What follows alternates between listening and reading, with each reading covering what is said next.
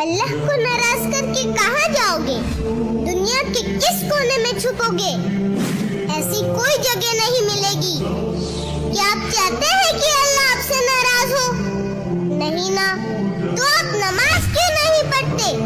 क्यों छोड़ते हो नमाज को? नमाज छोड़ना अल्लाह को नाराज करना है।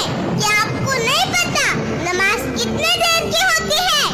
फजर 6 मिनट, जोहर 15 मिनट, असर 8 मिनट, मगरिब 10 मिनट और इशा 18 मिनट, टोटल 57 मिनट है।